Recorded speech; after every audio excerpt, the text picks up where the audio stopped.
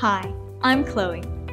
In this video, you'll find easy to follow instructions for assembling the Executive Mesh Office Chair by Paygo.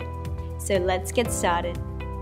Included in the box are seat attached to PostureSure synchronized mechanism, back with headrest, armrests, gas lifter, 5-star base, 5 casters, 6 long screws with washers, and 3 short screws with washers.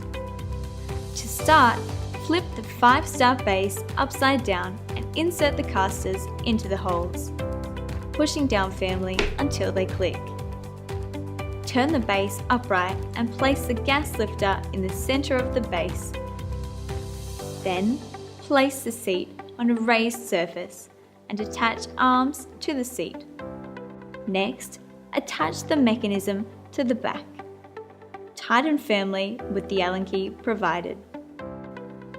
Now place the seat base and PostureSure synchronized mechanism onto the gas lifter.